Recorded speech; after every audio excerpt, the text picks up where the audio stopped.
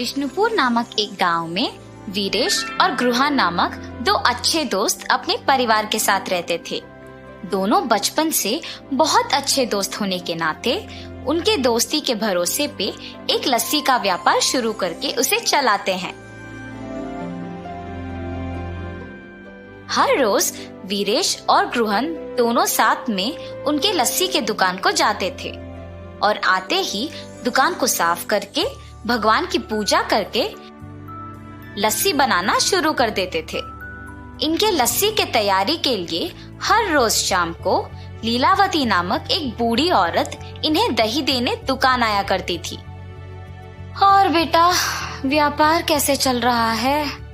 बहुत अच्छा चल रहा है दादी। आपकी इतनी उम्र आने के बाद भी इतना काम करने की क्या जरूरत है दादी? मेरी तो सिर्फ उम्र बढ़ रही है बेटा, शरीर का ताकत तो अब भी जवान है। ऐसे ही दही देने आके उनके साथ थोड़ा बातचीत करके हंस के चली जाती थी। गृहन और वीरेश को भी उनके बारे में अच्छे विचार थे। एक दिन जब लीलावती हर रोज की तरह दुकान को दही देने आई तो उसने देखा कि वहाँ वीरेश नहीं था। समय देख के, बेटा गृहन, लगता है वीरेश दुकान में नहीं है। जी दादी, नहीं है। क्यों, क्या बात है? इस वीरेश के साथ काम करके क्या ही कमा लोगे तुम? मैं जब भी देखती हूँ सिर्फ तुम सारे काम करते हो और वो वीरेश तो सिर्फ तुम्हें लस्सी के मटके देते रहता है। ज्यादा काम करने वाले को ही ज्यादा लाभ मिलना चाहिए। ये बात मैं तुम्हें बहुत दिनों से बताने की सोच रही थी। नहीं दादी, आपको जरूर कुछ गलतफहमी हो गई है। मुझे तो वीरेश ने ही लस्सी बनाना सिखाया। उसके काम ना करने का सवाल ही नहीं उठता। आप दुकान आते तो हैं, पर 10 मिनट से ज्यादा कभी नहीं रहती है। इसीलिए आप वीरेश के वास्तविकता से अनजान हैं।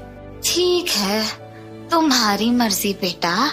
मुझे जो कहना था मैंने कह दिया। चलो अब मैं निकलती हूँ। और जाते वक्त मन ही मन पछताती है कि उसे ये सब गृहन से कहना ही नहीं था। अगले दिन जब दही देने वापस उनके दुकान जाती है तो गृहन के ना होने का मौका देख वीरेश को भी वही बताती है जो पिछले दिन गृहन को बताया था। गृहन उसकी बातों की विश्वास करता है मगर नजरअंदाज कर देता है और यही कहता है कि शायद उसने गृहन को सही तरह से नहीं समझा होगा। लेकिन वीरेश लीलावती के बातों से प्रभावित होकर गृहन पे उसके विचार बदल देता है। अब ये दोनों तो अलग दुकान खोलेंगे और मुझे ज्यादा दही बेचने को मिलेगा। वीरेश लीलावती के कहे बातों को जाके अपनी पत्नी को बताता है। आप कुछ मत सोचिए, मेरी बात सुनकर एक और लस्सी का दुकान खोल दीजिए बस। पर गृहन को क्या बोलूं? यही बोलिए कि जीवन में आगे बढ़ने के लिए ना अलग अलग व्यापार करना बहुत जरूरी है। पत्नी के प्रेरित करने पर वीरेश गृहन को एक नई लस्सी की दुकान खोलने की बात कह देता है और निवेश के पैसे गृहन से वापस ले लेता है। वीरेश के काम में और निर्णय में रुकावट ना बने इसीलिए गृहन उसे कुछ नहीं कह पाता और वीरेश के दूर होने पर बहुत दुख होता है। गृहन को दुखी होते देख उसकी पत्नी, आपको ऐसे दुखी देख मुझे अच्छा नहीं लग रहा है जी। आपको अपने मन को ये कह के संभालना होगा कि वीरेश जी की स्थितियों ने शायद उन्हें इसे करने पर मजबूर किया होगा। वही तो मुझसे नहीं हो पा रहा और ऐसे अशांत मन से आप क्या ही व्यापार चलाएंगे। ठीक है, एक काम कीजिए, हमारे गांव में मेरे चाचा राधे नामक एक लस्सी दुकान चलाते हैं जो बहुत ही प्रसिद्ध है। वहाँ बहुत प्रकार के लस्सी बनते हैं। वहाँ जाके आप भी अलग प्रकार के लस्सी बनाना सीखिए। आपका ध्यान इस बात से हटेगा और व्यापार में भी वृद्धि होगा। सही बात है, वही करूँगा।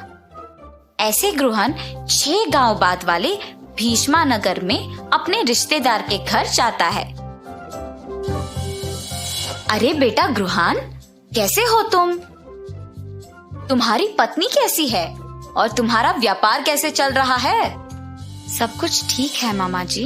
आपके दुकान के अलग प्रकार के लस्सी आसपास के सारे गांव में बहुत प्रसिद्ध है, इसीलिए मैं भी उसे स्वाद करने आया। हाँ, 12 प्रकार के लस्सी है, तुम्हें जो चाहिए वो पी लो बेटा। चलो चलो जाएंगे। और चाचा जी गृहन को उनके लस्सी का दुकान लेके जाते हैं। वहाँ पे लोगों की भीड़ लगी होती है।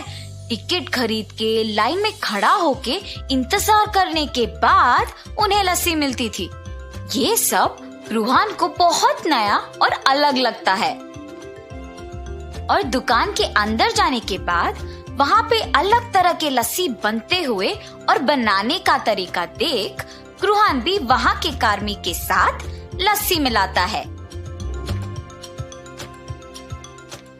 और ऐसे ही जितने भी दिन उस गांव में रहता है, गृहान अलग प्रकार के लस्सी बनाना सीख लेता है।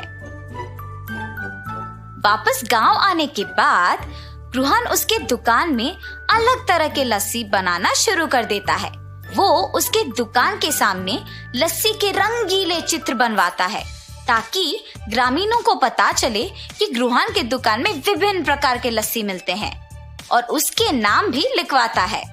वहाँ से गुजरते हुए ग्रामीण उसे देख आश्चर्यचकित होके उसे पढ़ते हैं। इंडियन लस्सी, पंजाबी लस्सी, आम की लस्सी, नमकीला लस्सी, मीठा लस्सी, मलाई लस्सी, केले का लस्सी, मसाला लस्सी, केसर की लस्सी, चॉकलेट लस्सी, गुलाब लस्सी। ऐसे नए नाम और रंगीले चित्र देख गांव वाले भी उन नए तरह के लस्सियों को स्वाद करने आते हैं। गृहान, कुछ विशेष बात है? इतने प्रकार के लस्सी, जरा मसाला लस्सी देना। और ऐसे मसाला लस्सी पी लेता है। अरे वाह, बहुत ही स्वादिष्ट है गृहान, जरा एक और देना। ऐसे बहुत लोग गृहान के दुकान पे उपलब्ध उन लस्सियों के प्रशंसक बन जाते हैं और गृहान को अच्छा आमदनी भी मिलता है। गांव में लस्सी वाला तो सिर्फ गृहान को ही मानते थे, मगर दूसरी तरफ वीरेश के द्वारा निर्मित लस्सी का दुकान गृहान के अलग तरह के लस्सियों की तुलना में फीकी पड़ गई थी और उसे कोई आमदनी नहीं मिल रहा था। और ऐसे वीरेश को अपने गलती का एहसास होता है और वो वापस गृहान को जाके पूछता है, क्या हम वापस साथ में व्यापार कर सकते हैं? और गृहान बिना कुछ सोचे पूछे खुशी खुशी हाँ कर देता है। उसी समय लीलावती वहाँ दही देने आती है। ये क्या है गृहान, तुम्हारे दुकान में वीरेश है? जिस व्यापार के लिए तुम्हें छोड़ दिया था, इसे तो वहाँ होना चाहिए ना। ये दुकान सिर्फ मेरा नहीं बल्कि वीरेश का भी है। तुम्हारे बातों से प्रभावित होके मैंने अपने बचपन के दोस्त को दुख पहुँचाया। अगर अगली बार मुझे पता लगा कि तुम ऐसे काम कर रही हो तो तुम्हारी उम्र की भी इज्जत नहीं करूंगा। वीरेश के बातें सुन के लीलावती डर के मारे वहाँ से चली जाती है और गृहान वीरेश की बातों पे हंसता है। ऐसे वो बिछड़े हुए दोस्त वापस मिल जाते हैं और खुशी से अपना व्यापार चलाते हैं। इस कहानी का नैतिक क्या है बच्चों? दोस्ती में ये जरूरी नहीं होता है कि कितने साल से एक दूसरे को जानते हैं, मगर ये जरूरी होता है कि कितनी गहराई से एक दूसरे को पहचानते हैं और भरोसा करते हैं।